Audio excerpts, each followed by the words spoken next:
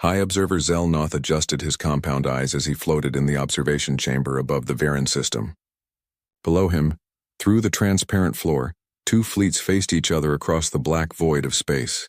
This was his 234th conflict arbitration, and he expected it would proceed like all the others. Some threats would be made. A few ships would exchange fire. Eventually, one side would yield, and the Galactic Union Council would mediate the territorial dispute. Civilization required order, and order required rules. The Catharn Dominion had brought 20 warships to dispute the Varan Commonwealth's claim to the mining rights in the Outer Traverse. It was an overwhelming show of force. The Varans had only 3 defensive vessels, ancient things that had not seen real combat in generations. Commander Vectar of the Catharn flagship Crimson Talon was already broadcasting his victory speech, his scaled face twisted in what passed for a smile among his species. The Varans will surrender within the hour, Vectar announced across all channels. Their resistance is pointless. We offer generous terms. Vacate the mining facilities and we will allow safe passage for all civilians. Ambassador Theloria of the Varans appeared on the communication screen. Her pale blue skin had turned almost white with stress and her delicate features trembled. She was young for an ambassador, barely 200 cycles old, and this was her first major crisis. Zelnoth felt sympathy for her. The Varans were a peaceful people, artists and philosophers who had never developed a strong military tradition. They had no chance against the Catharn. We cannot abandon our colony, Theloria said, her voice shaking. 10,000 Varans live on those mining platforms. They have nowhere else to go. Then they will become subjects of the Catharn Dominion, Vectar replied. We are not unreasonable. We will allow them to continue their work under our administration. They will, of course, pay appropriate taxes. Zelnoth had seen this pattern many times before.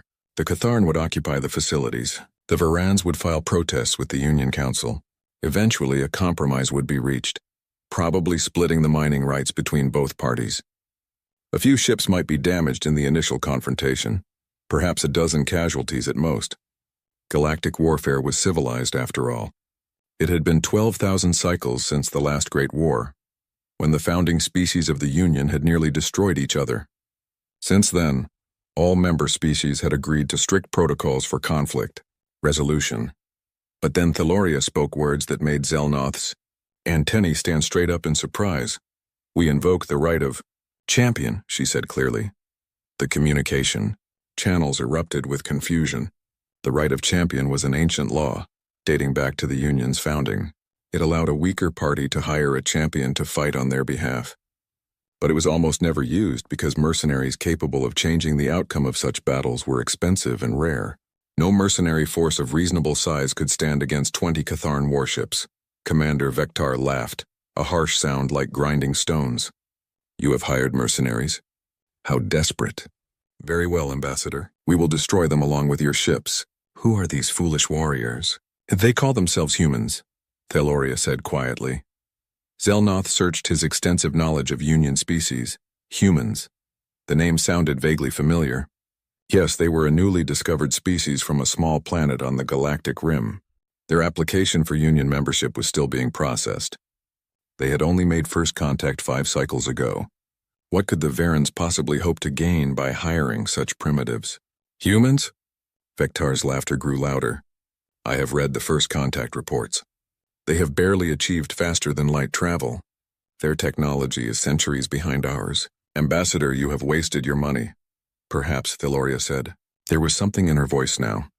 Something Zelnoth could not quite identify. Was it hope? Or was it fear? A new signal appeared on the detection grid. A single vessel emerged from faster-than-light travel at the edge of the system. It was smaller than the Catharn battleships, perhaps 300 meters long, with a strange angular design unlike anything in the Galactic Union's fleets. Its hull was dark gray, almost black, with no decorative elements or identifying marks except for letters painted near the bow. TCNS Indomitable. One ship? Vectar's amusement was obvious. The Varans have hired one ship? This is their champion? The human vessel began moving toward the center of the system, accelerating at a rate that made Zelnoth's instruments flash warning alerts. That acceleration should have been impossible for a vessel of that size. The G-forces alone would kill any crew without extremely advanced inertial dampening technology. A communication request came from the human ship. Zelnoth accepted it, curious to see what these humans looked like. The screen showed a woman with short dark hair and brown skin, wearing a fitted uniform of dark blue. Her eyes were forward-facing, predator's eyes, and they held an intensity that made Zelnoth uncomfortable. "I am Captain Sarah Chen of the Terran Colonial Navy ship Indomitable," she said. Her voice was calm, almost casual. "I am here under contract to the Varan Commonwealth. I am authorized to negotiate on their behalf." "There is nothing to negotiate," Vectar said. "You are outnumbered 20-1. Withdraw now and we will allow you to leave this system unharmed." Captain Chen smiled.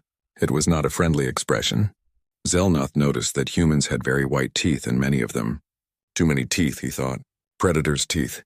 "Commander Vectar, I am offering you one chance to withdraw," Chen said.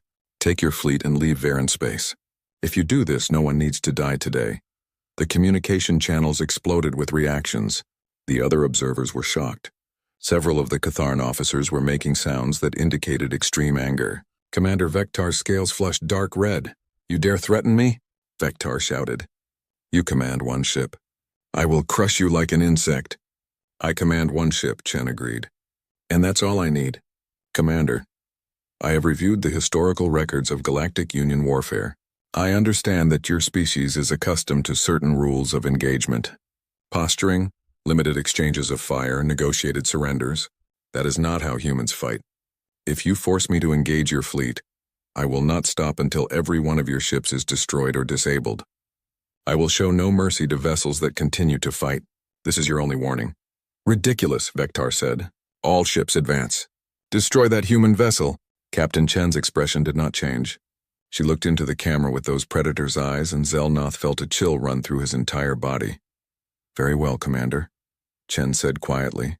"We gave you the chance." Indomitable out. The screen went dark. The human ship stopped its approach and seemed to hang motionless in space. The Catharn fleet began moving forward in standard battle formation, weapons charging, shields at maximum power. Zelnoth had witnessed many battles in his long career. He had seen bravery and cowardice, strategy and foolishness, but he had never felt what he felt now, watching that single dark ship waiting silently as 20 larger vessels closed in around it. He had never felt dread. The Catharn fleet moved into attack formation. Commander Vectar was confident. His ships had been built by the finest military engineers in the Dominion. Their shields could withstand anything the Galactic Union's weapons could throw at them. Their plasma cannons could cut through standard armor like it was paper. 20 ships against one was not a battle. It was an execution. High Observer Zelnoth watched from the observation chamber as the Catharn vessels surrounded the human ship on 3 sides, leaving only a path for retreat. This was standard Catharn tactics. They would offer the enemy one final chance to flee, and if that chance was not taken, they would open fire. It was civilized. It was proper. The human ship did not retreat. Instead, it moved. Zelnoth's instruments screamed warnings as the Indomitable accelerated at a rate that should have been physically impossible. The ship went from a dead stop to 0.4 light speed in less than 3 seconds. The G-forces inside that vessel should have turned the crew into liquid, but somehow, impossibly, the human ship was pulling maneuvers that would kill any known species. The Indomitable dove toward the Catharn formation, and Zelnoth expected to see it open communication channels, issue threats, give warnings. That was how civilized warfare worked. You told your enemy what you were going to do. You gave them chances to surrender. The humans did not give warnings. The first Catharn ship, the destroyer Thunder's voice, simply exploded. One moment it was there, shields at full power, weapons charging. The next moment it was a cloud of debris and frozen atmosphere. Zelnoth did not even see what hit it. His instruments registered a massive kinetic impact, something traveling at a significant fraction of light speed. But the projectile was too small and too fast for his sensors to track. "What was that?" one of the other observers shouted. "What just happened?" 3 more Catharn ships died before anyone could answer. The human ship was moving through their formation like a blade through water, and everywhere it went, ships died. Zelnoth finally managed to get his instruments to track the human weapons. They were not energy weapons like plasma cannons or particle beams. They were physical projectiles, solid slugs of metal accelerated to incredible speeds by electromagnetic force. Railguns, his database told him. Primitive kinetic weapons that had not been used in galactic warfare for thousands of cycles. But these railguns were not primitive. The slugs they fired punched through Catharn shields like the shields were not even there. They tore through armor plating, through internal compartments, through reactor cores. Each hit was catastrophic. Each hit was lethal. Commander Vector was screaming orders at his fleet. "Return fire! All ships return fire!" The Catharn ships opened up with their plasma cannons, filling the space around the human vessel with superheated energy. Missiles launched from their tubes, tracking the Indomitable with advanced guidance systems. For a moment, Zelnoth thought the human ship would be overwhelmed. No vessel could survive that much firepower. But the human ship was not hit. Not once. Point defense systems, small rapid-fire cannons mounted all over the Indomitable's hull, tracked and destroyed every missile before it could reach the ship. Energy weapons that should have burned through armor were deflected by some kind of defensive field. And the human ship kept moving, kept dodging, pulling turns and twists that should have been aerodynamically impossible in the vacuum of space, and it kept killing. 2 more Catharn ships exploded. A third was cut in half by what looked like a laser, but far more powerful than any laser weapon the Galactics used. The beam sliced through the ship's midsection, and both halves tumbled away, leaking atmosphere and bodies. "This is not warfare," one of the observers whispered. "This is slaughter." Zelnoth could not disagree. In less than 5 minutes, the Catharn had lost 8 ships. 8 ships that had cost millions of credits to build, that carried crews of hundreds. And the human vessel had not even been scratched. Then something small launched from the Indomitable. Dozens of somethings. They were tiny compared to the ships, perhaps 10 meters long, dart-shaped and fast. Fighters, Zelnoth realized. The humans had fighters. Single-pilot craft that were even faster and more maneuverable than the main ship. The fighters swarmed over the Catharn vessels like insects, targeting weapon systems, engine clusters, shield generators. They were so small and so fast that the Catharn point defenses could not track them. And they carried weapons, too. Smaller railguns and missiles that could not destroy a ship by themselves but could cripple it. Commander Vector's command ship, the Crimson Talon, tried to retreat. It turned away from the battle, engines at full power trying to reach the minimum safe distance for faster-than-light travel. 3 of the human fighters pursued it. They did not shoot at the engines. Instead, they targeted the ship's communication arrays, its sensor pods, its external weapons. They stripped the Crimson Talon of its ability to fight or coordinate the fleet, and then the Indomitable arrived. The human ship positioned itself directly in front of the Crimson Talon, blocking its escape. Captain Chen's voice came over the communication channels, and there was no emotion in it at all. She sounded like she was reading a weather report. "Commander Vector, your shields are down. Your weapons are offline. You have 10 seconds to broadcast a fleet-wide surrender or I will destroy your ship." "You cannot do this," Vector shouted. "This violates every convention of civilized warfare. We are protected by—" 5 seconds. Behind the Crimson Talon, 2 more Catharn ships exploded as they tried to come to their commander's aid. The human fighters had planted explosives on their reactor cores. "You are monsters," Vector screamed. 2 seconds, I surrender!"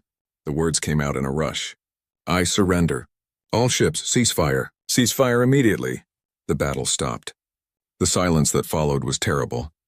Zelnoth looked at his casualty reports and could not believe what he was seeing.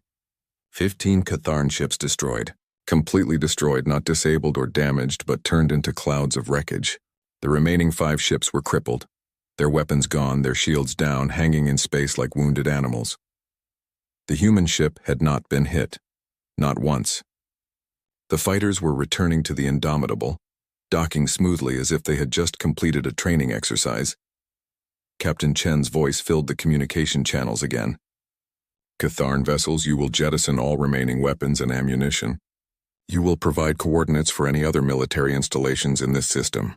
You will then leave Varen space and not return. If any Catharn military vessel enters this system again, it will be destroyed without warning. These terms are not negotiable." Commander Vector, his voice broken and defeated, agreed to everything. High Observer Zelnoth watched as the Catharn fleet, once so proud and confident, limped away from the battlefield. He turned to look at Ambassador Theloria on the communication screen. The young Varen was crying, but Zelnoth could not tell if the tears were from relief or horror. "Ambassador," Zelnoth said slowly, "what have you brought to our galaxy?" Theloria did not answer. She just stared at the human ship, floating alone among the wreckage of 15 destroyed vessels. Captain Chen sent one final message before the Indomitable left the system. It was addressed to the Galactic Union Council, to all the observers, to everyone who had witnessed what happened. "You hired us to be champions," she said. "We are not champions. We are soldiers. Remember that." The screen went dark, and High Observer Zelnoth began composing his report to the Council. He had no idea what to write. How could he explain what he had just witnessed? How could he make them understand? The humans had not come to participate in galactic warfare. They had come to show the galaxy what real war looked like, and Zelnoth realized with a deep and terrible certainty that everything was about to change. The emergency session of the Galactic Union Council was the most heavily attended in 3,000 cycles. Representatives from all 47 member species crowded into the Great Chamber on Unity Station, their voices creating a cacophony of confusion, fear, and anger. High Observer Zelnoth stood at the central podium, his report displayed on screens around the chamber, showing the destruction of the Catharn fleet in brutal detail. "This cannot stand," Ambassador Krevnal of the Catharn Dominion declared, his scales flushed dark with rage. "These humans are war criminals. They must be expelled from civilized space, their mercenary operations banned, their ships forbidden from entering Union territory." "They saved my people," Ambassador Theloria said quietly. She looked smaller somehow, younger, sitting in her delegation seat. "The Catharn would have conquered our colony, displaced thousands of civilians. The humans prevented that by committing mass murder," Krevnal shouted. 15 ships destroyed. 4,000 Catharn dead for what? A mining dispute that could have been resolved through diplomacy. "Your fleet refused to leave when ordered," Theloria replied, her voice steady despite her obvious discomfort. Captain Chen gave Commander Vectar a chance to withdraw. He chose to fight instead. The council chambers erupted in argument. Some species supported the Catharn, horrified by the violence they had witnessed. Others, smaller species who had been bullied by larger neighbors for centuries, saw opportunity in the humans' demonstration of power. And some, like Zelnoth's own people, simply wanted to understand who these humans were and what they wanted. Council leader Orenseth, a Talvarian whose species had founded the Union 12,000 cycles ago, raised one of his forearms for silence. His skin displayed patterns of deep concern, colors shifting across his body, in the way his species expressed complex emotions. "We have dispatched our best xenoanthropologists, military analysts, and historians to study humanity," Orenseth said. "Their preliminary reports have just arrived. I believe we should review them before making any decisions." A holographic display activated in the center of the chamber, showing images and data about humanity and their homeworld, Earth. Zelnoth felt his compound eyes widen as he read the information. This could not be correct. The numbers made no sense. Humanity evolved on a planet they call Earth, the lead xenoanthropologist Dr. Tavrin explained. She was a Varan like Theloria, but much older, her skin marked with the dark blue patterns of advanced age. "The planet is classified as a level 9 death world by our standards. Gravity is 1.2 times galactic standard. Atmospheric pressure is high. Weather patterns are violent and unpredictable. The planet is home to millions of predator species, many of them megafauna that evolved alongside humans." Images flashed across the screens, massive carnivores with enormous teeth, venomous creatures, parasites, diseases. The assembled delegates stared in horror. No civilized species evolved on worlds like this. Most of the Union's members came from gentle planets with limited predators and abundant resources. "Humans are persistence hunters," Dr. Tavrin continued. "Their ancestors would chase prey for days until the animal collapsed from exhaustion. They have greater stamina than any other known species. They can survive injuries that would kill most of us. Their psychology is adapted for constant threat assessment and violence." "But surely," one of the delegates said, "they must have become more peaceful as they developed civilization? As they created technology and culture?" Dr. Tavrin's expression was grim. "No, if anything, they became more efficient at warfare. We have reviewed their history. In the past 10,000 cycles, humanity has been engaged in warfare 98% of the time. Not ritualized combat like ours. Totalbar. Conflicts where entire populations were targeted. Where surrender was often not accepted. Where the goal was complete destruction of the enemy. More images appeared on the screens.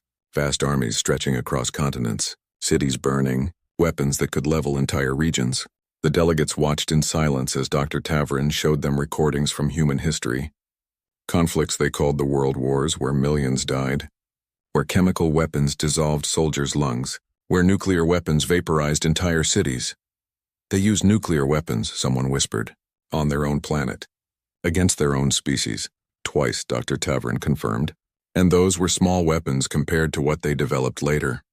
Humanity created enough nuclear weapons to destroy every living thing on their planet, dozens of times over. They call this strategy mutually assured destruction. The idea that no one would start a war because everyone would die. That is insane, Ambassador Krevnal said. But his voice had lost its anger. Now he just sounded afraid. From our perspective, yes, Dr. Tavern agreed. But it worked. They did not destroy themselves. Instead, they directed that violence outward, toward space. They have fought wars on asteroids on moons in the orbits of their own planets. They have practiced evacuating their entire homeworld in case of attack. They have protocols for surviving planetary bombardment. Zelnoth raised one of his manipulator arms. Doctor, you mentioned they have rules for warfare. The Geneva Conventions, I believe they call them? Yes, Dr. Tavern said. She paused, and when she spoke again, her voice was very quiet. That is perhaps the most disturbing thing of all. Humanity has rules forbidding certain weapons, certain tactics. Chemical weapons are banned. Biological weapons are banned. Weapons that cause unnecessary suffering are banned. The targeting of civilians is banned. But that sounds civilized, another delegate said, confused. It sounds civilized, Zelnoth said slowly, until you realize why they needed those rules. They had to stop themselves from doing those things, which means at some point they were doing them. The chamber fell silent. The implications settled over the assembled delegates like a heavy weight. Humanity had not just fought wars. They had fought wars so terrible, so brutal, that they had to create rules to limit their own violence. And even with those rules, they were still more deadly than anything the Galactic Union had ever seen. They are monsters, someone said. They are survivors, another voice replied. There is a difference. The debate might have continued for hours, but suddenly, alarms began sounding throughout the station.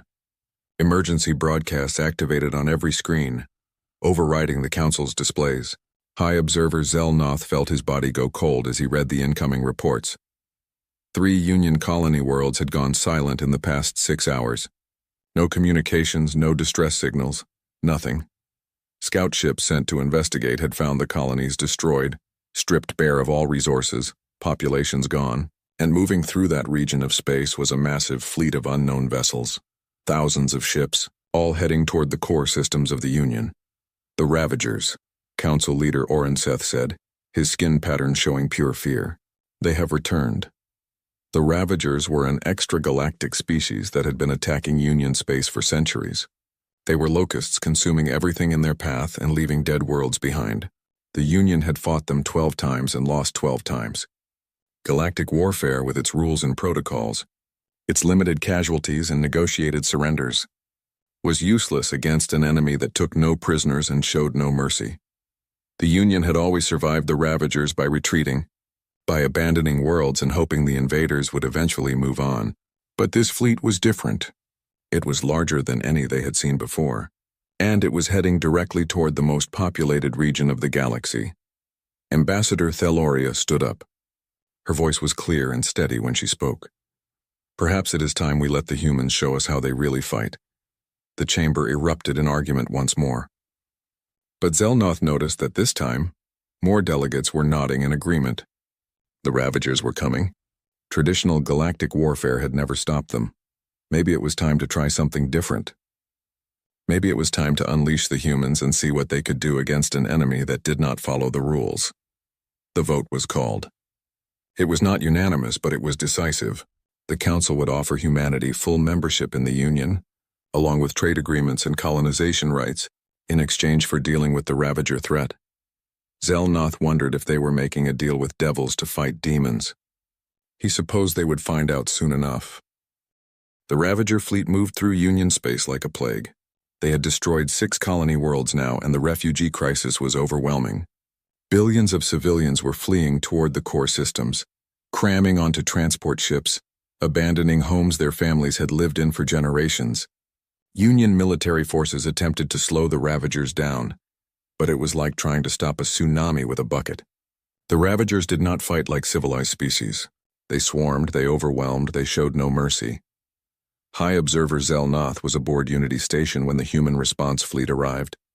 He had expected a few ships, perhaps a dozen at most. What emerged from faster-than-light travel at the edge of the system took his breath away.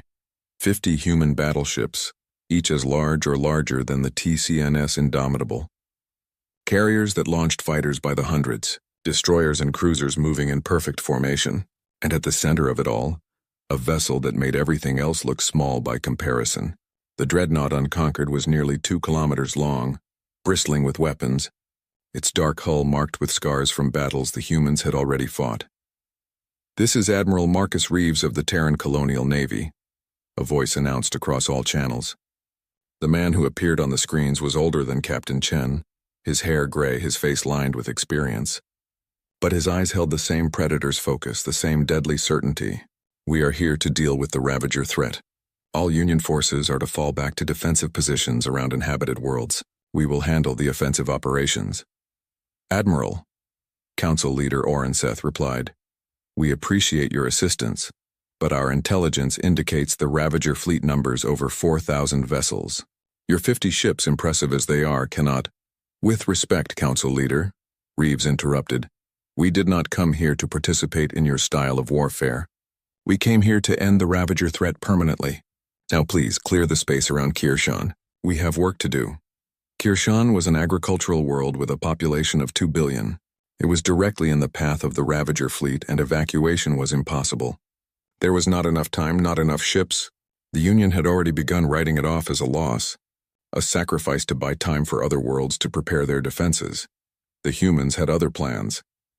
Zelnoth watched from his observation post as the human fleet moved into position around Kirshan. But they did not deploy in standard defensive formations.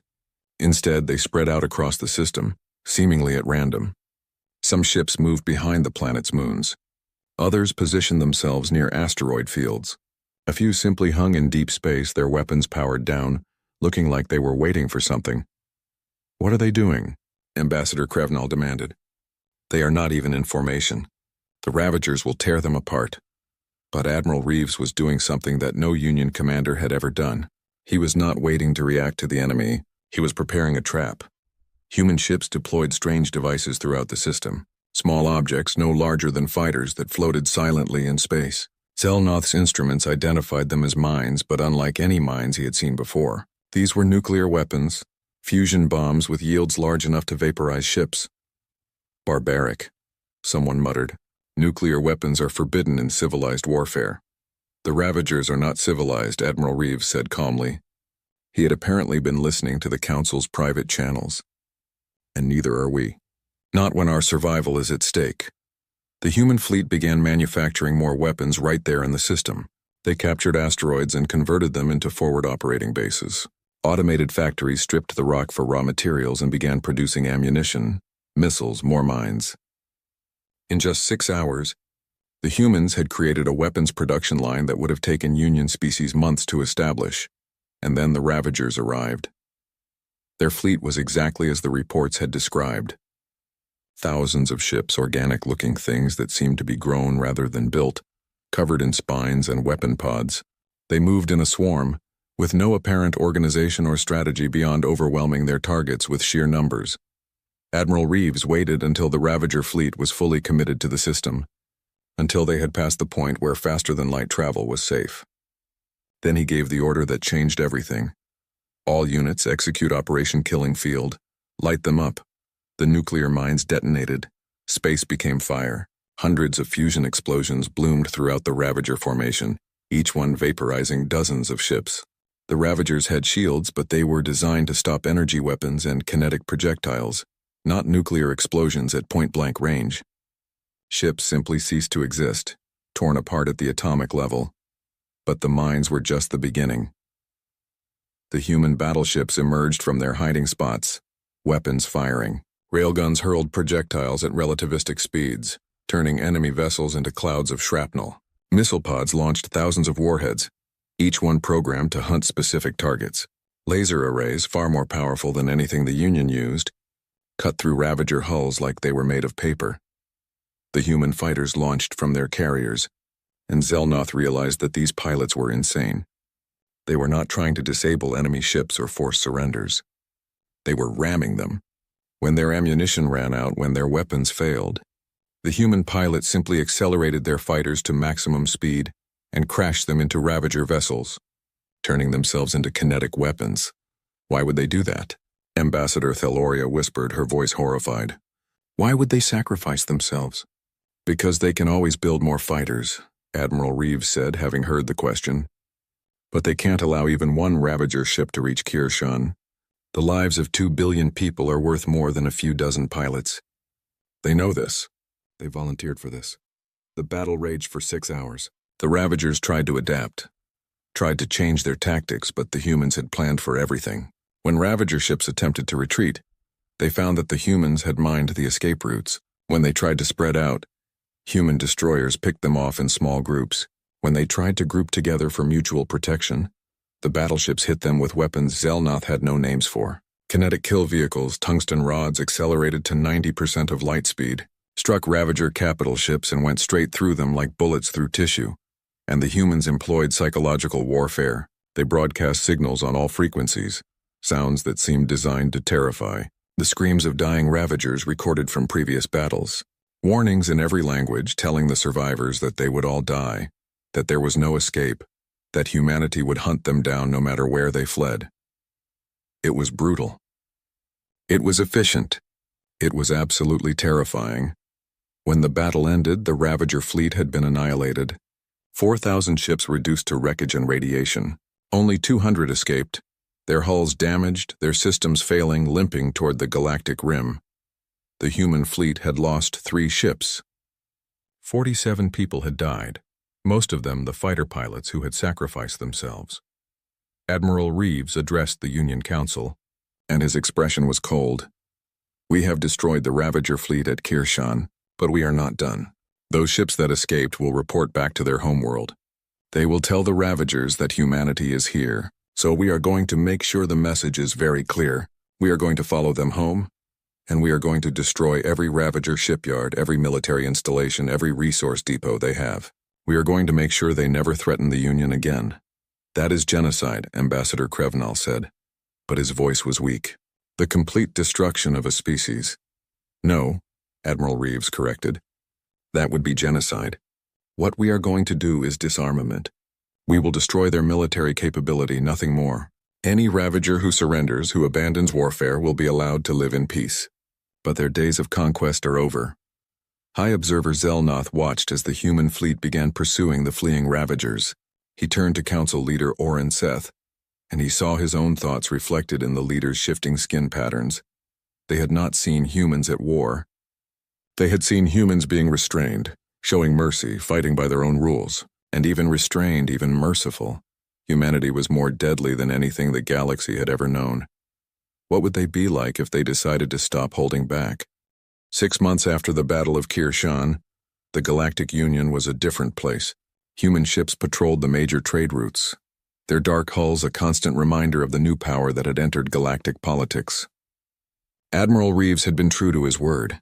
His fleet had tracked down the Ravagers, destroyed their shipyards and military installations, and forced a complete disarmament.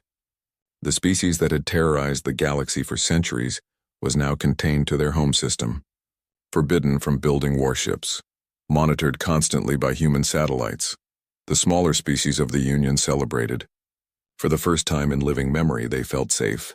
Refugee populations began returning to their worlds. Trade routes that had been too dangerous to use for years were now secure. Humanity was hailed as saviors, liberators, protectors of the weak, but not everyone was celebrating. High Observer Zelnoth sat in his observation chamber, reviewing reports from across the galaxy. Human corporations were establishing trade agreements with dozens of species. Human colonists were settling new worlds at a rate that alarmed many of the older Union members, and human military vessels were everywhere, always watching, always ready. The Catharn Dominion had been the most vocal in their opposition to humanity's growing influence. Ambassador Krevnal demanded restrictions on human military power, limits on their expansion, controls on their weapons development. He found support among several of the larger species, those who had been accustomed to being the dominant powers in their regions. Captain Sarah Chen had returned to Unity Station, no longer commanding a warship, but serving as humanity's primary ambassador. Zelnoth had requested a private meeting with her, and she had agreed.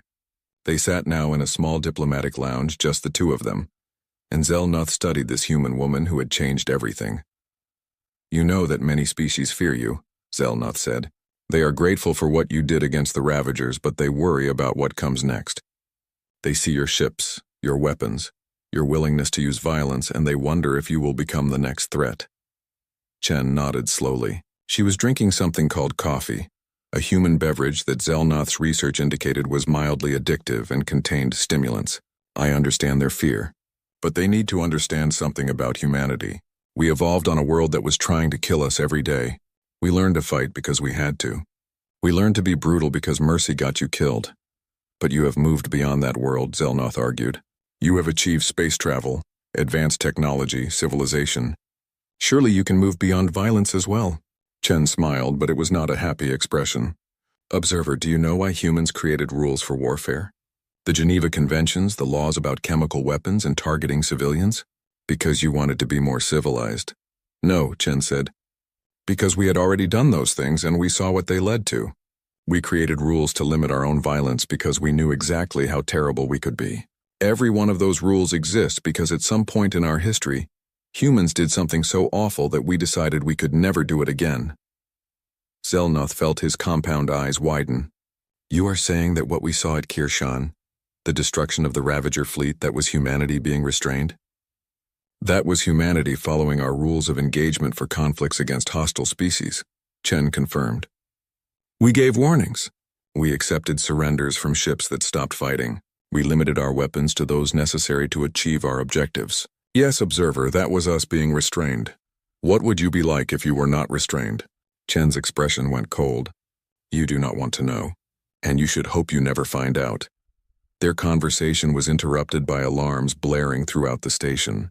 Zelnoth's communication device activated, showing an emergency broadcast from the council chambers.